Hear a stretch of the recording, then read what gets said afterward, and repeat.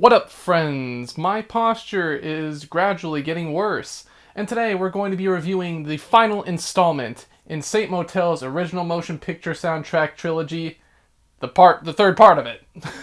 Stick around until the end as well, because I am also going to be giving some full album thoughts now that they combined all three parts into a full-length record. Obviously, I'm not going to be going into a lot of detail on songs I already covered in previous reviews, but I am going to be giving some thoughts into how I feel each part comes together with each other. Like I said before, this is the third and final installment of the 3 EPs that Saint Motel are putting out. And like the others, this one kind of does a sort of throwback pop sound filtered through the lens of modern indie pop and rock. I don't think that it surpasses the first part of this trilogy, however, it is at least on the level, if not a little bit better than part 2. I also think that this one kind of rounds out the entire experience of all three parts of the trilogy pretty nicely. Snake Charmer is a pretty theatric opener, with those western-sounding guitars and sound effects being blended together with some pretty suave synths. AJ's flows are really fun, and they match the bounce of the bass during the verses. I also really like the gliding of the guitar strums on this part, too. The lyrics are also pretty theatric here, not being about much other than the sort of hero's journey aesthetic, although I guess you can kind of make the comparison that this hero's journey is fairly reminiscent or symbolic of the band's journey, kind of getting into music itself. And also how they've sort of ventured through the music industry over the years. Bullet continues the vibes of the previous track, though it has more of a pop-oriented sound thanks to the whimsical piano that it has going on here, along with the rolling bass and lighter chorus as well. The xylophone-like solo of sorts is a pretty cute and quirky touch and does help it stand out compared to the previous track. Lyrically, it also touches on similar topics, although this one kind of deals with you finding yourself in a certain scenario and you kind of just have to see it through. In fact, I think this whole EP kind of serves as maybe a little glimpse into the band's journey throughout their careers and putting out albums and going into the music industry, etc., etc. Next up we got It's All Happening. It feels like I was just transported back to 2013 and I just heard Safe and Sound by Capital Cities for the first time. This one might be my least favorite on the EP, not necessarily because of said resemblance, but probably because it's the most generic out of all the tracks on here.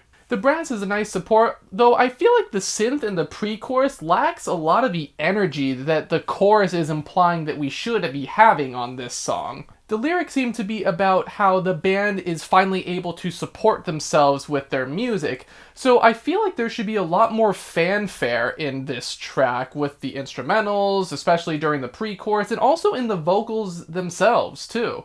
However, the next song, Origami, is pretty good. There's some groovy riffs on this one, giving me kinda Joywave vibes with a little element of Coldplay here and there as well. AJ's vocals are smooth and seamlessly fit into the instrumental, and I like how the chorus doesn't break this vibe by being too anthemic or anything. It's pretty fitting for the verses and the overall sound. The piano is a nice backbone to this track, and it fits the more somber lyrics about how AJ is kind of longing for specific people that he misses and isn't seeing as often as he might like, probably because he's living the band lifestyle now with touring and all that, and he just has a hard time making time for everybody these days. And also, since this was written over the COVID pandemic, I'd imagine that probably also came into effect during these lyrics as well. No One Cares is, fittingly enough, a pretty theatrical end to this EP and the whole original motion picture soundtrack project as a whole. The children's choir might be a little cheesy, although I really do like the soulful singing on this song. The verses are just fantastic, giving them space with some lush piano and bass lines. I just wish that it had a more fleshed out chorus instead of just repeating the intro. I wish it let AJ's soulful tones kind of take off and soar more, make him more reminiscent of the verses. It's definitely not a bad track, and I really like the sax on the outro as well. I feel like it just could have used a little bit more polishing. This is just another standout in Saint Motel's repertoire. I feel like it definitely had probably the most identity out of all of the parts of this trilogy. However, I feel like one still had more standout tracks. I really do like the theatrical nature of Part 3, however, sometimes the theatrics could feel a little bit forced or cheesy, but, hey, maybe that's just theater.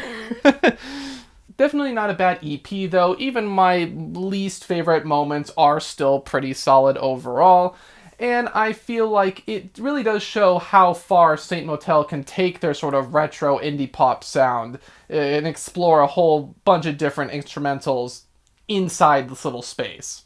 So, for part 3 of this trilogy, I'm giving it a strong 7. So I guess before we get into the overall album thoughts, I can talk a little bit about this album cover. It's pretty much exactly what I said about the previous 2 parts. I really love this style of album cover. I think this green is a really good color choice. It fits the whole retro and film theatric aesthetic.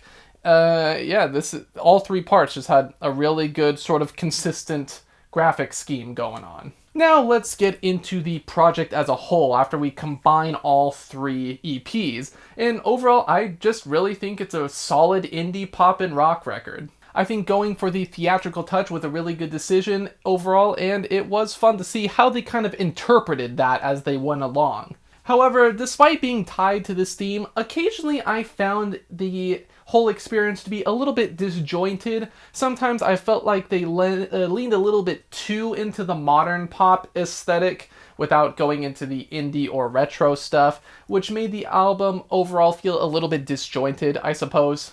I also think it's really obvious that this was 3 separate EPs. Songs like Save Me, The Moment, and No One Cares are obviously ending tracks, so it kind of feels weird when the first 2 are in the middle of the record, if that makes sense. I suppose you can see each EP as a sort of act in the overall play of the album, so each part is like Act 1, Act 2, and Act 3. However, this doesn't really fix the flux in tonality and finality that I kind of experience here. It just feels weird hearing a ending song in the middle of the album, even if it is supposed to be representing the end of an act. Overall, though, for this project as a whole, I would probably give it a decent 8, honestly. Definitely some great tunes on this one, even if they're not, even if they don't flow as well as they might have if it was just one core project. And now if we're talking about the album cover for the project as a whole, I think this is a really good culmination of the whole aesthetic. They're just taking the film reel, given the 3 colors that represented the 3 EPs, pretty good font, very sort of retro, while also having that modern indie pop aesthetic to it as well. Just really good aesthetic for this one. Anyway, those were my thoughts about part 3 of the trilogy and the project as a whole. Let me know what you thought about this whole thing. Did you think that this might be their most ambitious and greatest project yet, or did you kind of prefer the relative simplicity, I suppose, of their previous albums? Let me know. And until the next one, farewell.